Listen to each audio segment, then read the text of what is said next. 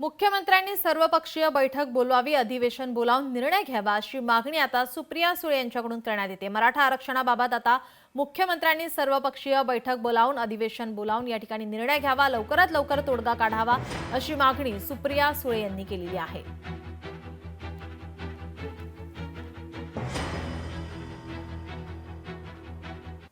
याला जबाबदार आत्ताचं तत्कालीन सरकार आहे।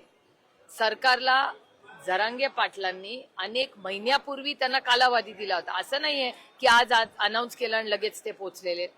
आंदोलन होणार हे सगळ्यांना अनेक महिने माहिती होतं। काय परिस्थिती आहे अभ्यासासाठी वेळ दिला होता। माझं म्हणणं आहे चर्चा करा। मी कालही तिथे गेले तेव्हा म्हणले होते आणि मी वारंवार महाराष्ट्राच्या माननीय मुख्यमंत्री आणि दोन्ही उपमुख्यमंत्र्यांना अतिशय विनम्रपणे विनंती करते, पुन्हा एकदा आज करते, पुन्हा मी त्यांना हीच मागणी करते की सर्वपक्षीय बैठक बोलवा, सगळ्यांची चर्चा करा आणि जर हा निर्णय घ्यायचा असेल तर कॅबिनेट नोट ते काल बनवू शकत होते। 3 दिवस वाया घालवायची गरजच नव्हती।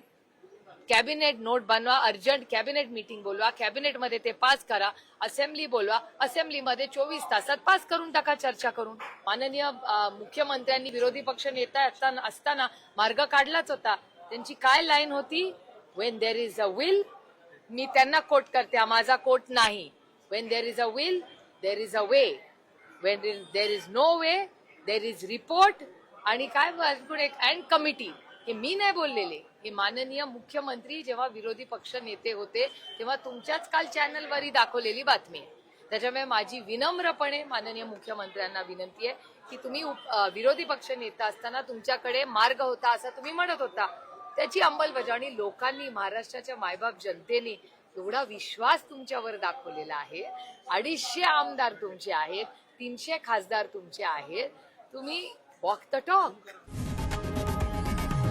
लोकशाही मराठी ऐका, पहा, जागरूक रहा।